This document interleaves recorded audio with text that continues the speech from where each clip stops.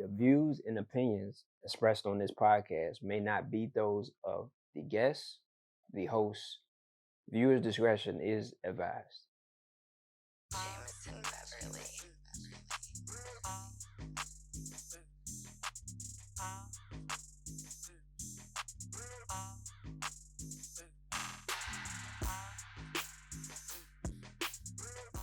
Welcome back to another episode of Renaissance for the Soul. It's I, Odin Young. Got my folks here, Young Trav, and we have another guest today, my man of Renaissance in his own right, Mr. G Beats, DJ, entrepreneur, Thank y'all for having me. Thank y'all for having me.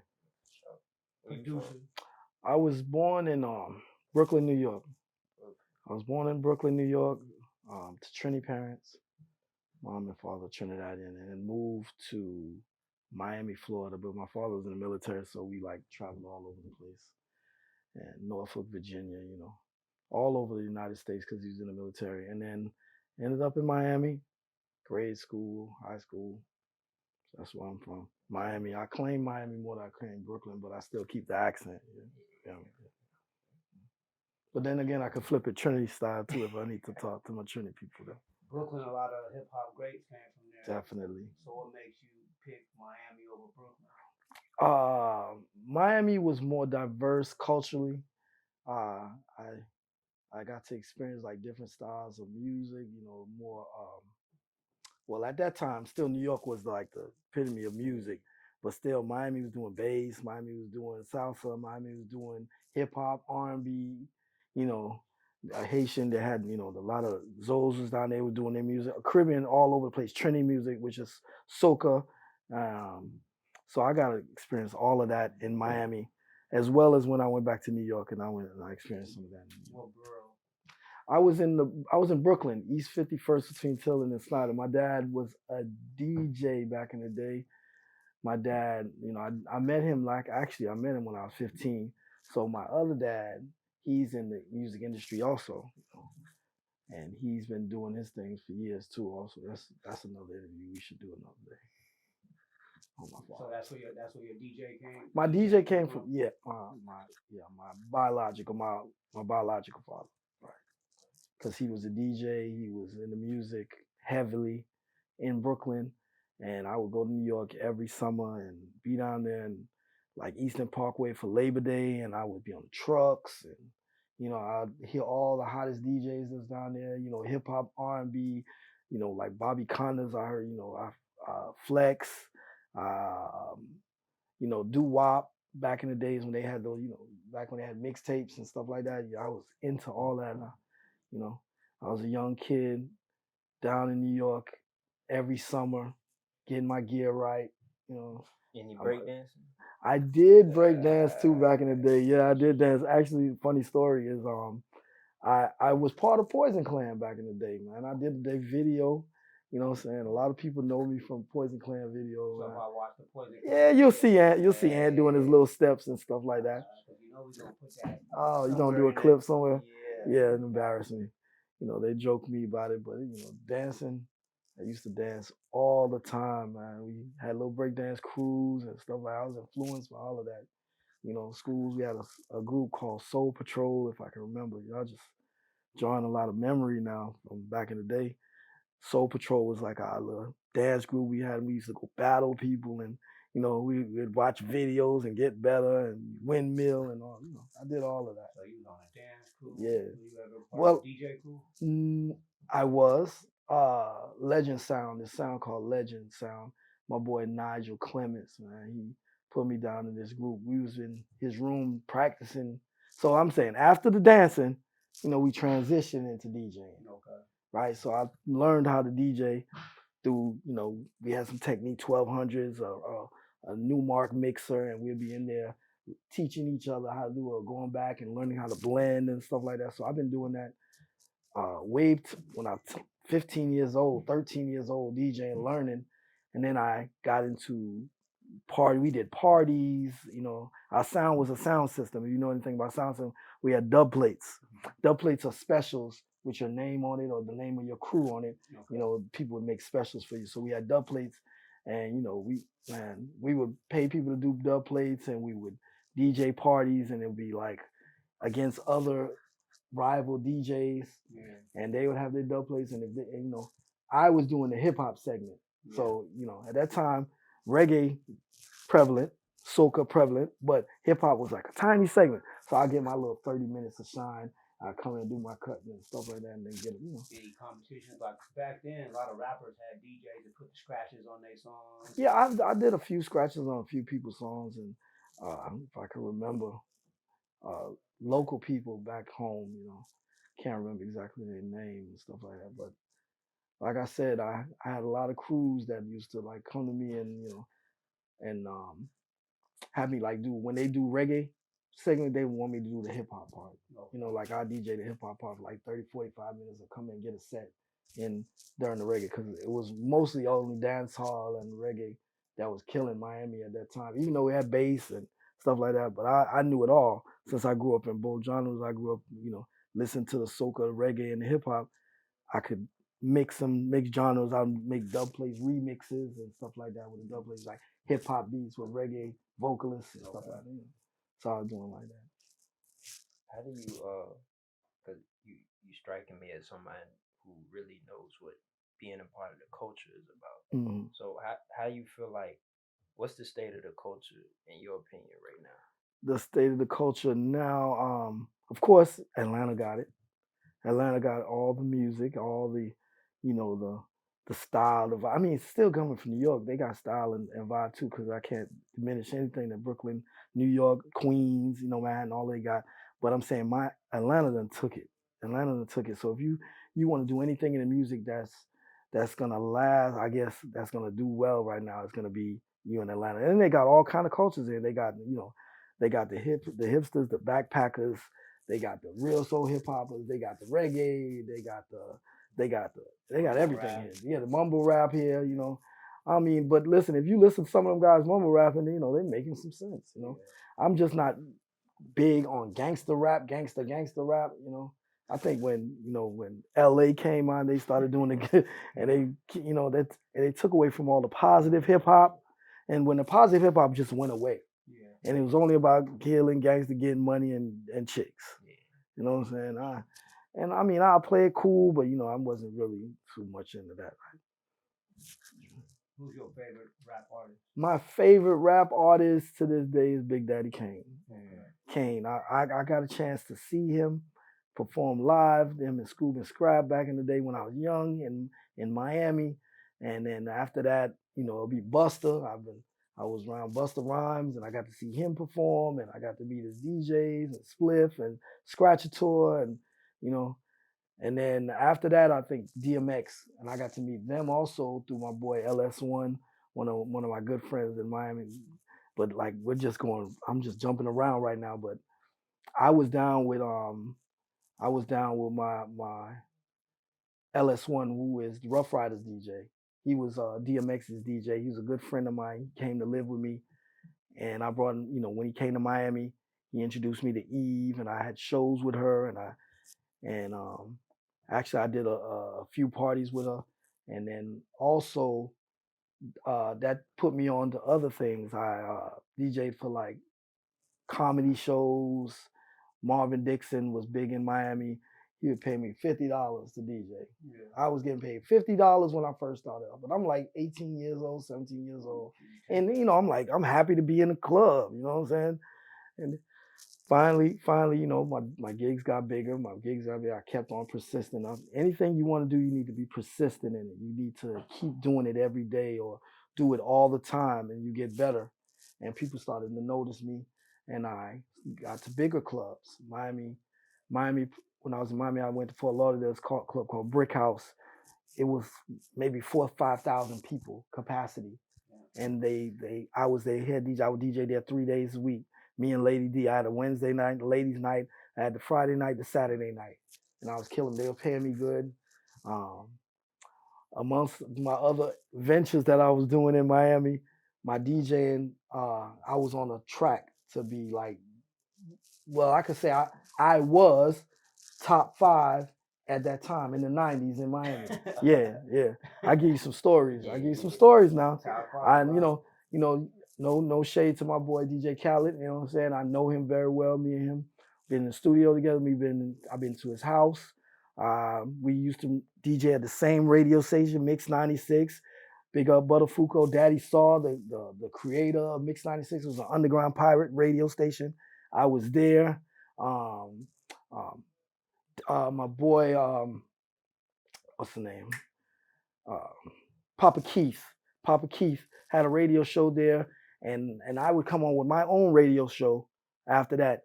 And my name was GB Production. My dad was GB Production, so I took GB under my mokir for myself. Yeah. But then my boy Papa Keith, he was like, yo, he introduced me on the radio, underground radio station too. Yeah. Underground, that had millions of followers and millions of listeners. You know what I'm saying? If we threw a party at Mix 96, that party would be ran. You know what I'm saying? It was an ultimate promotion vehicle at that time to get you big. But I was serious and not serious with it. You know, I was still on my other stuff and my music, but I didn't want to be a radio DJ at the time. You know, I didn't really. It was fun. Can you explain to our listeners and watchers too what you mean by underground too? Underground station is not a public radio. It's not FCC. Back in the day, you know, it was a pirate radio station. Pirate radio station was illegal. They messed with transmissions, like planes and stuff. They didn't want you to have a pirate radio station. They would come crack down on you. You could go to jail, get arrested. We had to move locations. We had antennas up. Oh, wow. It was crazy. When you said underground, I was thinking, because I used to listen to Cash Your Ass, which is the Sounds They State radio station when I was young. So we considered that to be the underground station. Because if you cuss on a radio station, that's an underground station. Okay. And they would. You could say anything on this station. But you couldn't play it till like 12 midnight. But they played like all of the everything. But did they have any cursing in it? Yeah. It was college radio is different, yeah. You know, but it wasn't probably censored like how the FCC probably censored. Yeah. But yeah, I was on the underground radio station for years, man. A couple years, and I was doing well. I was doing parties. I was getting gigs from it. Like I said, I got Brick House. I got Amnesia. You know, Miami had big venues. So let's say like now in Georgia, these venues holding to maybe 100 people. I'm talking about thousands of people will come to these parties with us. Thousands. You know, there's a venue in Miami we used to call Amnesia, had no roof.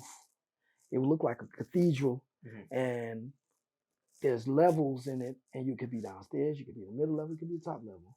And it had an elevator in it, you know, a club, and you could look down on the floor. And I DJ spots like that, thousands of people, you know, and for no money, and then big money eventually, you know. So during that time though, you being top 5, a lot of the DJs start doing mixtapes and rappers and all that. Right. Where were you in that? Mixtapes, I didn't want to put I wanted to start recording, like doing mixtape. I did do a few mixtapes, right? But I mean, I was so busy. I was so busy, booked. I was booked for Magic Johnson, Magic Bowl during the Super Bowl. I was booked for Louis Oliver. I did shows for all of them. I did shows with Casey and JoJo, Tamia, back when she was, you know, Fab was down there in Miami. Bus, I was doing shows. I was DJing. But with the shows, you'd have the top mixtape. I mean, you know what? I just didn't put the time into doing that. Okay. You know, I was living my life. Clue was like a big right. I was a party DJ. I was partying. Now I'm gonna get the party. I could rock music from 9 to 2 in the morning and don't play the same thing. I would rock music where you would records, vinyls. Yeah. I had a whole crew that used to grab my records, come with me and to the club, set up with me just to get in free. At the end of the night, everybody gone except for my real ones. Yeah. DJ Cox, you know, my boy LS1, DJ Trini. I know a lot of good DJs that rock with me and that's from all over the world that, you know, rock with me, and we used to carry the crates. Yeah. That's how you got in the party. You know, they didn't want to pay to get in the party. You carry the crate, you know, you get in, you know. What else? We did our own private parties too. Also, I was on South Beach a lot. You know, I was doing a lot of spending. I didn't really know how big I got until until I just took a hiatus. When I took why was a hiatus? The hiatus was on Real Talk. I got in some trouble. Okay. All right, and I got in some trouble. and I had to leave on a vacation. Everybody know. All right. All right, I went on a vacation, and my name was popping at the time. And then at that time, other DJs evolved to who they are today. Okay. You understand me? So let's say I was with Rough Riders and hanging with them, and my boy LS1 was introducing me. I was with him, but these people was with Terror Squad. You understand me? And at that time, I was non-existent, and he blew up. And People blew up. So when you came back from the hiatus, I didn't DJ. you didn't want to. I didn't want to. I didn't want to. My boys was driving Bentleys and Maseratis and Lambos and big as hell, and you know, very few of them looked out. You know, very few of them looked out, and the ones that look out know who they are. You know, they looked out, and I didn't want to be in Miami no more. Okay. You know, cost of living was so high. I just wanted to reinvent myself. Reinvent myself. I went and got a degree. I went to barbering school. I went, made sure that, you know, I had some backup plans and stuff like that. So then I came to Atlanta. I was like, came here. But I've been here several times. I was down here when they had Jack the Rapper. You know how long ago that was? Jack the Rapper when Outkast first doing their thing. Yeah, I was at the downtown at the hotel. We was in limos and doing big things. Before that, you know, my boy, my Uncle Pope, he had a group called Solid Waste. It was that's when Trick Daddy and all of them had their first album, and I still was with them too. You know, I was with all of them going down to Jack the Rapper and, you know, meeting all the rappers from Atlanta. That's when it was starting to evolve to Atlanta has something to say. Yeah. Yeah. And so I came down here, but I like I said, I came down here before, but then years later, I moved here. My mom was here. She moved here, bought a home. She's like, you need to come down here and be with me. You know, she's getting up in age. So I said, let me come up there. Yeah, so that's what I did. I moved here. It's now been 10 years. So everything that you've been through, as far as the hiatus you took, being, I'm not even gonna say self-proclaimed, I'm gonna say top 5 at the time in Miami. The highs and lows. What would your current self tell your young self? Move correctly with people, with your livelihood, with your business. I would tell my younger self I would not be in a rush to look like the man that got it all. It's gonna come eventually. If you keep doing what you're doing, you're gonna get great. People gonna notice you. And what you do best, do it. Somebody gotta like it. If you do this well and they see it, they're gonna like it. So you don't gotta impress everybody. You don't have to worry what other people think. You know? You don't have to go out there and get it by any means necessary at that time. You understand me? If I could go back and tell myself just to sit back, look, count your blessings, bring your family in, have your family involved, to have your back around you, meaning my brother Trini, Barron, have my sister around me. My sister, one of the smartest people I know. My brother is one of the strongest men I know. And we would have bonded. I could have laid back and let them handle things for me, even though they're a little younger than me. The business side? Right, the business side. And I could have propelled myself. I could have been multi right now. I mean, I'm good right now, but I mean, I'm talking about at that time, yeah. I could have been multi. Now. Because a lot of DJs were like the foundation, right. The foundation of hip hop. Yeah. And I should have kept producing. Yeah. I should have kept being in the studio and producing and making tracks and you know, and working with artists. I should have kept doing that. Executive. Right. Even that, yeah, executive produce. But I mean, I should have kept learning the craft of engineering and production. I should have went to Full Sail. I should have went to engineering school because a lot of people didn't want to teach you game. Yeah. Not everybody want to bring you up by your coattail and be like, hey, let me help you. You know what I'm saying? Because I always helped everybody I'm with. Around me, I always help my brothers. I've been the one to give. I've been the giver because I felt like I've been blessed anyway. I'm gonna get blessed. So I would have did more on the production side, still DJ'd, and I would have been, you know, toured around the world, which I did. But I'm saying it would have lasted longer. I wouldn't have had to take a vacation or anything. You know, I didn't have to get it that way. You know what I mean? And that's another story. That's another story. But like now, yeah, that's what I do. That's why I'm gonna mold my sons. My son is already in the music business in Miami. You know, Jared G. Y'all look for him. Follow him, Jared G. He's a songwriter. He's a singer. Awesome, good-looking kid. You know, I make good-looking kids, and he's doing his thing in Miami right now. You know, and part of the reason I built the studio was for him. Yeah. You know, when he comes down here, he has a place to record.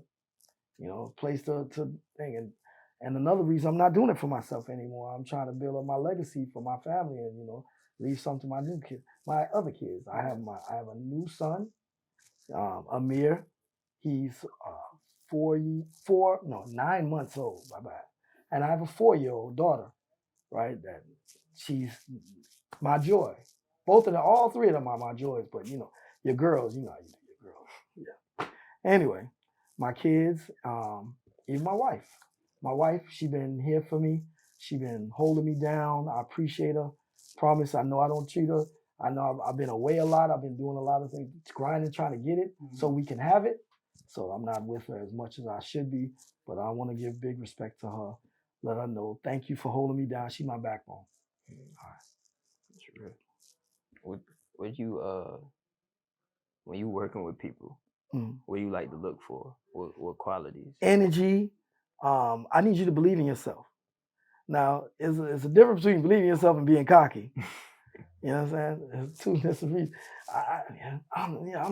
My music is the best. I hear that all the time when they want me to play their song in the club. You know, right now I'm DJing 6 days a week. I'm about to cut it down to maybe 4 or 5 days a week and just get premium places to spend that. But when people come to me and ask me to play their music, I mean, why would I play your music and I haven't heard nothing in the middle of my set? No, reach out to me. Give me your music. Come here. Let's talk about it. Let me hear it. If I like it, I'm going to play it. I'm going to give you the honest. I'm like, it's good. It's not good. I'm going to let you know. A lot of people don't like to hear the truth. They want you want to sugarcoat it. They want you to say, oh man, you hot. Oh, yeah. And they'll lie to you. And my boy, he has studio etiquette. You know what I'm saying? I'm just going to let you know. I don't like it. It's all right. It might take me as being a hater though. Yeah. But it's not. It's true. I don't like it. But there's music all over the world that somebody else, you know, they might like it somewhere else. So go ahead and do it. I'm not going to say I just don't like it. You know. So when I look for people with their energy. I look for, you know, they believing in themselves. I like people that making moves to get themselves to where they want to be. You know, I don't like stagnant people. I was saying if you're with somebody and you have to pull them along, let that ass go. You know, if they side of you and you can just, you know, tap them, right? Help them. You know what I'm saying? But if they pulling you, ride with them. Let's go. I don't like to drag you nowhere. I don't have to drag you anybody. I think you should have your motivation should be for if you want to be in this business, you be motivated to go out there in the streets and put your music out, talk to DJs. Don't ask a DJ, play my song right now, unless you want to pay $50 to $100. All right? You know, because I don't know, I might be in the middle of set, and next thing you know, I'm taking it down, you know, to a level that I don't want to be, you know? And I got people, they get mad at me for real. When I don't want, man, you ain't gonna play I'm the hottest. Okay, you might think so. I don't know. And I ain't got the time to be put your set and put it on. Now have people then grease me up and say, hey man, here's 100. Play it. Okay. You know what I'm saying? But I'm gonna announce it. I'm gonna let them know. Hell, this is blah blah blah. He from here. Let's go. This is what his new song, his new single. Y'all let me know you're feeling it. If you're not feeling it, we gun to the next one. You know? That's real though. I feel like too, what you speaking on is, I feel like a lot of people are yes men. Definitely. So you see it in the industry too. Yeah. A lot of stuff getting passed by just because, oh, okay, I know you or whatnot, but they're not keeping a level of integrity. Right. And it sounds like that's what you I just have. want you. I just want you to be 100 with yourself and with me. I'm gonna. You ain't got. I'm not gonna lie to you. Yeah. I ain't got no time to lie to you. If I don't like it, I don't like it. If I like it, I like it. If I love it, I love it. If I want to work with it, I want to work it. I go through 100 fake ends to find one real one. You know what I'm saying? Me. So, and then when I find them, I keep them long time. I got friends that's been knowing me 25 years, and they still my friends to this day. You know, I could call them and ask them for anything. You know, I don't, but I do. And I have friends that, you know, that if I didn't see them tomorrow, I wouldn't, yeah. I couldn't call them a friend then. Associate. Associate. Yeah. Now I do have a crew right now that I rock with, you know, Fat Boy Tracks, you know, DJ Philly Ty, DJ Ron, DJs that I mess with, Team Zest, you know, DJ CJ, you know, DJ Popo. They all great DJs. I got a crew of people that I could, you know, depend on if I need them to rock. My boy LB, one of my bestest friend, LB, DJ. One of my good friends. And when I call you my best friend, I got a lot of bestest. I'm top 10. Though. Top 10. I only got 10. You know, my boy DJ Trini from DC visited me this month, came down and flew down here. He's one of the top DJs in the world, travels all over the world. I admire him. I love this brother. He's my brother. He just came down just chill with me. He had a gig this week. Well, next week. And was coming anyway next week. He said, you know what, let me just fly down there and be with you. Hang out with you. Came, hung out with me, took him and then listen to me spinning me like, man, you're wow. Because he's the one that told me, like, when I stopped DJing and I didn't want to DJ anymore, he was like, man, start back, bro. Start back. You got it. Start back. My boy, DJ Cox. Start back from Miami. Start back, man. CP Cox, man. My brother's from Miami. Sean Batson, my brother from Miami. You know, Eddie, my brother from Miami. He was like, yo, start back DJing, man. That's what you do best. You got that. Comes effortless to you. When was the last time you spun at a big club in Miami? I just did with Lenny Williams, partied in Fort Lauderdale Live or something like that. I went down probably about a couple months ago. Samora was there, a lot of big comedians, big people in the industry, and they heard me. They was like, wow, they haven't seen me in so long, and when they see me, they're like, wow, yo, you need to come back. You know, my boy Eddie put me up in a 5-star hotel. You know what I'm saying? With a golf course in the back. I felt feeling myself right there. I took wifey with me. Yeah, I felt the top 5 feeling. You know what I'm saying? My boy came and picked me up. Sean came and picked me up. You know, but those are the people that's gonna be with me. You know, for life. They, you know, if I get where I need to get to, well, I'm good now. I'm blessed right now. I mean, what else can I ask for? I got a beautiful family. I got businesses. I got, you know, I'm good. I'm doing what I like to do. You know, I'm really blessed. But if I was able financially, like just throw it to everybody, I would. You know, and maybe that's gonna come. God bless me to be, you know, a billionaire, a Billy next. You know, they say billionaires and millionaires not made till in their 50s anyway. You know, those that substantial money not made until they're in their 50s. So I heard that on Instagram too. You know, they say too that millionaires don't use astrology, billionaires do. Right. So the segue into that.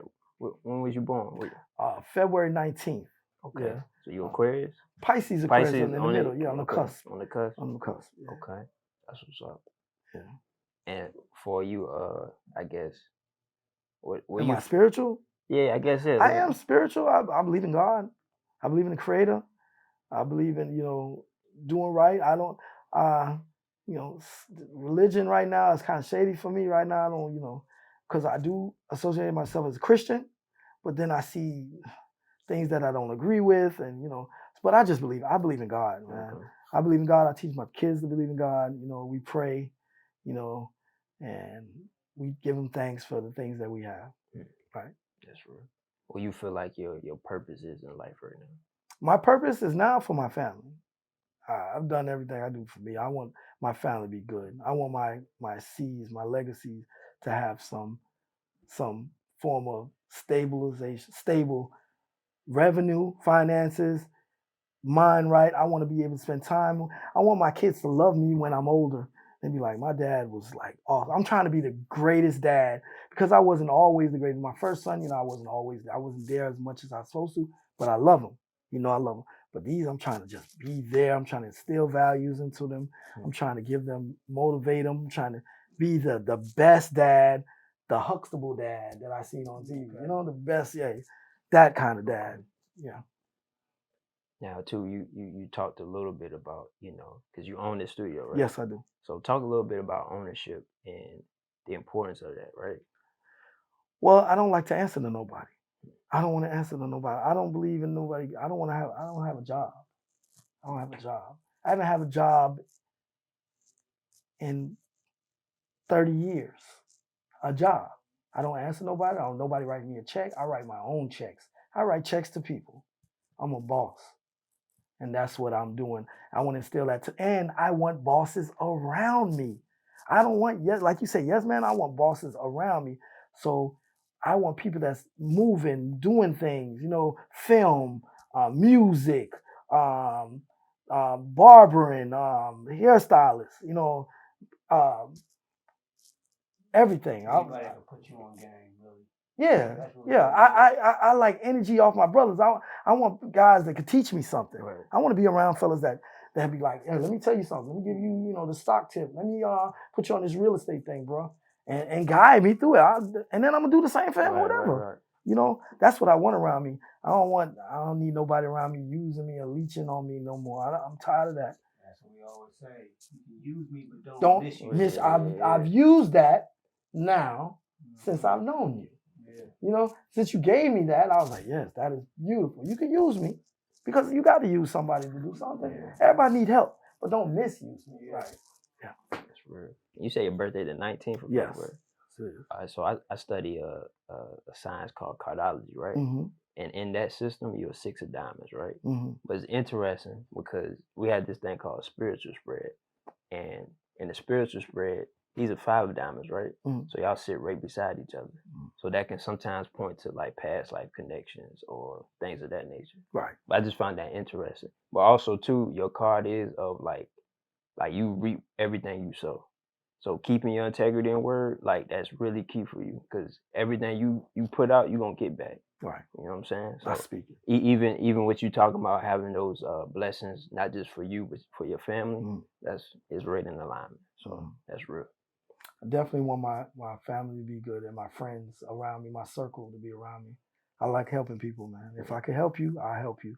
Just like you said, don't misuse me. Use me. It's a beautiful thing. You need to put that on a card or something, on a t-shirt or something. Market that. We'll get on the shirts. With the way our probably be closing pretty soon, but we are gonna have a part 2 though, because we didn't really. You didn't get into nothing what I'm doing now. But it's straight though. Like I said, we ain't going nowhere. You mentioned the underground radio, and that when you said that struck with me because the way that we're being ran on technology right now, you hear it. You hear people constantly saying it can shut down any day, or you won't have a way to communicate. But if we build it now, like the antenna and access radio, if joints really shut down, we'd be the only ones really where cats would know, like, hey, let's tune in. Because you don't need the technology to tune in. You know what I'm saying? You can get the frequency. Right? What kind of game do you have on that? Like, I know you is it what you guys bought an antenna? You said we had people that knew how to build transmitters. Okay. Guys were smarter. Always have somebody smarter around you, bro. You got to hang yourself with smart people. I mean, we had smart people around us that knew how to build an antenna. I have a friend now, lady, Saw One Radio. They got a radio station right now, antenna, and they got internet. I could put you on. She's doing that now, Big up to my homegirl, Dang, I'm forgetting their name right now. But Saw One Radio. She's still doing her thing, you know. She's still doing her thing. And she probably will see this interview and be like, you forgot my name. SAW1? SAW, SAW, yes, One Radio. And they're doing radio station the old-fashioned way, and I know they're doing off the internet, you know. So they got signal going out, and they got off of the satellite Wi-Fi, you know. That's right. So, and like I said, smart people around you that know how to put these things together. Yeah. You know? You spoke a little bit, I think, on it a little bit, but give me your, I guess, your top 5. You said Big Daddy was my favorite DJ or MCs? MCs. Oh, my top. You could do DJs too. Do both. Dang. My top 5 DJs is, let's go, DJ Trini, DJ LS1. You know, these are people that I know personally. Scratchator, that's DMX. That's Busta Rhyme DJ. DJ Cox, when he used to DJ. Cox. My boy on the radio now, he's on Rock the Bell Radio. Oh man, got his name. And he was one of the top 5 in Miami too at the time. DJ Epps.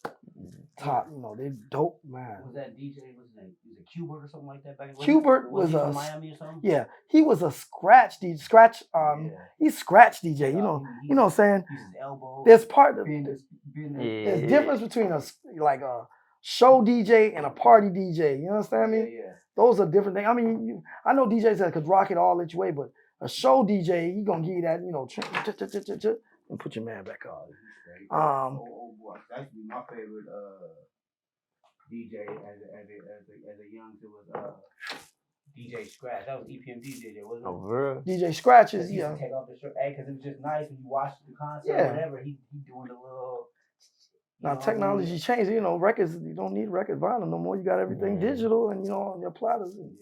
That's why you don't even hear scratching on the artist no more. That's true. They'll put it behind it, but you know, you could digitally put in scratches and stuff like that. But I still like to hear good DJs that could scratch.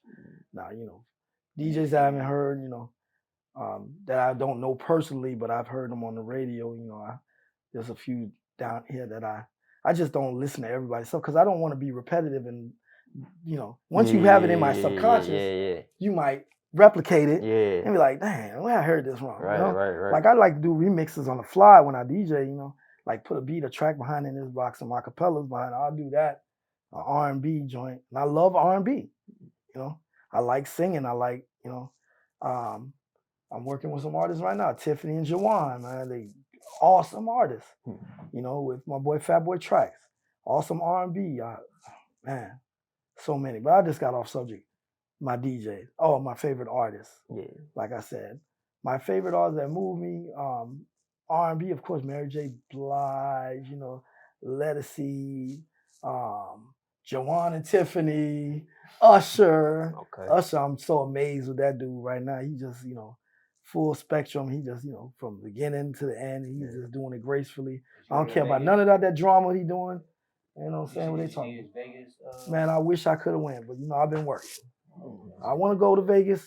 Actually, one of the clubs that I'm DJing at, they're opening the venue in Vegas soon. So let me give out some of the clubs that I'm DJing at now. I'm DJing at Fin and Feathers. I'm in Douglasville. I'm in Riverdale. Sometime I'm in Edgewood. Big up DJ Relevant that put me on. I'm DJing All In Sports Bar. My boy Jack, Michelle, DJ Sheed, DJ Nephew. You know, that's the older crowd. I'm doing Chicago Pizza Bar, which is the patio. Older crowd vibing. You know, hip hop, R&B, I could play. Oh man, this is a refreshing to be away from. You know, I don't have to trap it out there. Yeah. You know, and then you know, what other clubs? The City View, what I'm doing now, City View in Austell. Hey, they're doing big things too, and I'm there on Friday nights. You know, and it's awesome. Also, like I said, I have a karaoke night where I let, you know, singers, and then I get these singers and I'll bring them in the studio and then, you know, cut songs and stuff like that. So I do like that. I give back. So like I said, I've been DJing 6 days a week, which my girl don't like it. It is what it is, you know, pay the bills. And But it's a blessing that I'm able to do something I love to do and still do it at a high level right now. What stopped you from opening your own club? I see how many clubs go down. Clubs only last like 4 years, 5. I mean, do you remember a club that been here 10 years and less? And I'm talking about strip clubs and anything. I'm talking about a club that you used to go to. Do you remember any club that you've been to 10 years ago that's still open now? Or 5 years? No. They have a limited, the newest and greatest things always takes over. So you got to evolve, maybe change the name up or, change the inside the venue up, There's a lot of nice clubs down here, but people aren't going to clubs no more. They go in the lounges, restaurant lounges, and they want to sit down. There ain't no dancing no more. Yeah. If I do get them to dance, I get them to dance. I get them to dance. When I'm at Finn and Feathers, I get them to dance. I get them up, get them to enjoy themselves. And I play for all genres of music, but there's no really dance. They want to sit in sections and smoke hookah. And I ain't got no problem with that. I ain't got no problem with that. Well, we about to close in a hot second, but Trav, go ahead and hit him with a couple of questions and till we do our part 2. I got some quick hitters, right? What's up? So I'm gonna say a word or a phrase, and then you just give me what first comes to mind. Okay. All right. So family. Loyalty. That's crazy. Loyalty was my next one. Loyalty. Yeah. Love. Family. 2024. Greatness. More blessings. Renaissance for the soul.